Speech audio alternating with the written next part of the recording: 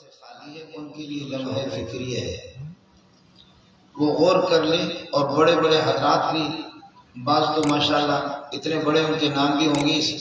سبزی منڈی میں، غریب اور مزدور طبقہ بھی ہے اور سرمایہ دار بھی ہے۔ وہ سرمایہ دار حضرات بھی سوچ لیں کہ یہ معصوم بچے قرآن پاک ان کے سینے میں ہے اور ہمارے سینے میں کیوں نہیں؟ آپ اپنی قیمت اس زمین پہ جتنا بھی لگائیں اس آسمان کے نیچے کہ ہم قیمتی لوگ ہیں،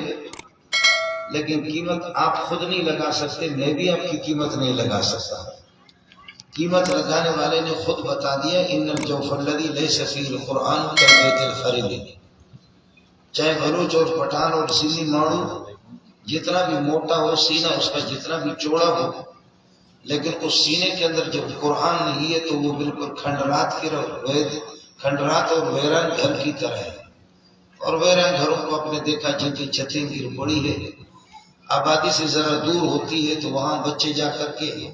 کسی کو پیشاب آ گیا، کسی کو اللہ کا بھلا کر قضاء حاجت کی نوبت آ گئی، وہاں جا کر کے پیشاب کرتے ہیں۔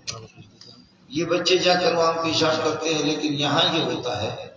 کہ جن کے سینوں میں قرآن پاک نہیں ہے، شیطان آ کر کے ان کے دل و دماغ میں پیشاب کرتا ہے۔ جی ہاں، اسی طرح ہے یہ جو آپ پڑھتے رہتے، آپ میں سے ہر ایک کو یہ صورت یاد ہے،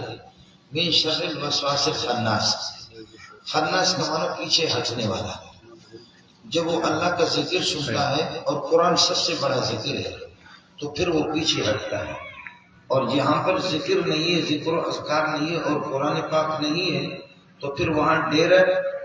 ڈال کر کے وہاں پر بیٹھ جاتا ہے۔ تو آپ یہ دیکھیں کہ ہم پر شیطان کا کتنا تسلط ہے اور معصوم بچوں نے اس کو کتنا بھگایا ہے۔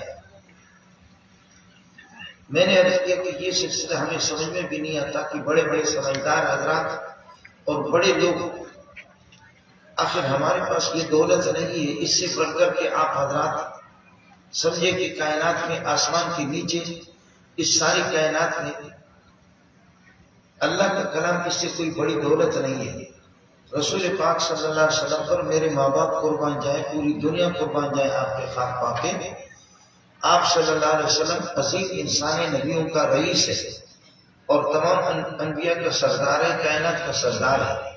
لیکن اس کے باوجود آپ اس بات کو سمجھیں، اس جلالت اور اس عظمت کے مالک پھر بھی آپ صلی اللہ علیہ وسلم مخلوق ہے اور قرآن پاک مخلوق نہیں ہے۔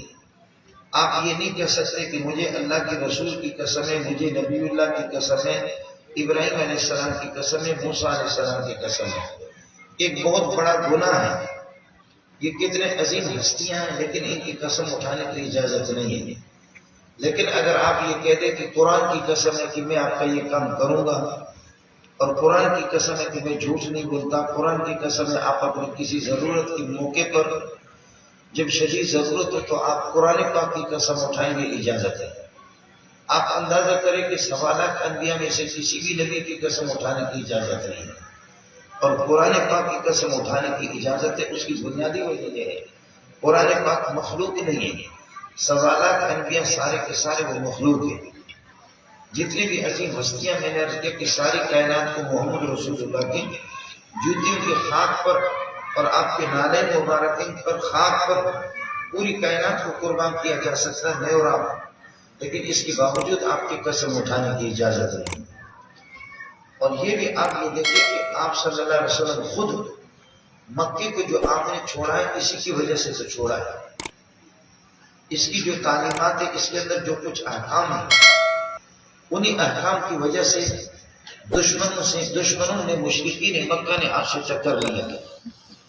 اور اقوام عرب اور عالم عرب دیگر جو آپ کے دشمن بن گئے وہ اسی کی وجہ سے، ورنہ 40 سال تک آپ ان کے خادم بھی رہے ہیں۔ اور آپ سے پوچھا جاتا ہے، آپ پوچھتے ہیں کہ میرے بارے میں آپ کی کیا رائے ہے، تو سارے کے سارے دشمن وہ اعتراف کرتے ہیں، ما جربناک الا صدقا، ہم نے آپ سے سچا کائنات کے اندر کسی کو بھی نہیں پایا۔ لیکن جب قرآن کا آپ نے اعلان کر دیا تو آپ کے لیے دائرہ زمین اتنے انہوں نے تنگ کر دی کہ آپ اور ابو بکر، عمر، عثمان، علی یہ سارے کے سارے مجبور ہو کر کے مکے کو چھوڑا۔ آپ حضرات کو اس کا علم ہونا چاہیے کہ وہ کیسا عالم ہوگا۔ جب رسول پاک صلی اللہ علیہ وسلم کعبۃ اللہ کو اس طرح سامنے کعبۃ اللہ ہے، اس کو دیکھ کر آپ کے آنسو آ گئے اور آپ فرما رہے کہ ما احبک و اطیبک الیہ، اے اللہ کا گھر بیت اللہ تو کتنا پاکیزہ ہے اور تو کتنا مجھے محبوب ہے، بخدا میں محمد یہیں پیدا ہو چکا ہوں مکے کے اندر، میں آپ کو اے بیت اللہ میں آپ کو چھوڑنے کے لیے تیار نہیں ہوں، لیکن میری قوم اس قسم کی ناواقف قوم ہے، جاہل قوم ہے کہ جو مجھے مجبور کر رہی ہے۔ آج میں محمد کن حالات میں کن آنسو کے ساتھ اور زخم دل کے ساتھ آپ کو چھوڑ کر کے مدینے جا رہا ہے۔ اس کا آپ اندازہ لگائیں کہ پوری دنیا کی دشمنیاں، ساری کائنات کی دشمنیاں آپ نے اس کو قرآن پاک کی وجہ سے۔ بخاری کی ایک روایت ہے، میں آپ کو سنا دیتا ہوں۔ صلح حدیبیہ کے موقع پر بدیل بن ورقہ، سہیل، مختلف قسم کے بڑے بڑے سردار آتے ہیں، صحابہ کو جب عمرہ کرنے سے روکا کیا، اس وقت کیا عالم تھا، کیا کیفیت تھی، اللہ ہی جانتا ہے،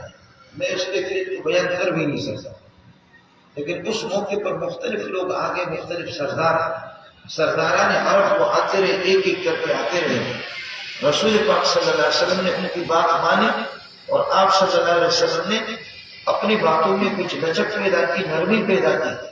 لیکن اس موقع پر جو ایک جملہ آپ نے ارشاد فرمایا، فرمایا اللہ کی قسم کوئی بھی بات کہیں گے کہ جس میں میرا نقصان ہے، ابو بکر کا نقصان ہے، عمر کا نقصان ہے اور میرے ذاتی نقصان ہے، خدا کی قسم کوئی بھی بات کریں گے میں محمد اس کو قبول کروں گا، لیکن اللہ کے کلام کے خلاف، توحید کے خلاف، دین کے خلاف اگر کوئی بات یہ کریں گے، میرے محمد کے اشارہ کر دیا اپنے مبارک گردن کی طرف، فرمایا میرے اشارہ کو اگر قلم بھی کیا جائے، خدا کی قسم میں ان سے کوئی کمپرومائز اور کسی قسم کی صلح ان سے نہیں کروں گا اور کوئی لچک قرآن کے بارے میں، دین کے بارے میں پیدا نہیں کروں گا۔ اس سے آپ اندازہ لگائیں کہ قرآن پاک کیا ہے، قرآن پاک کا مقام کیا ہے۔ مجھے بات یاد آ گئی، میں آپ سے عرض کرتا ہوں۔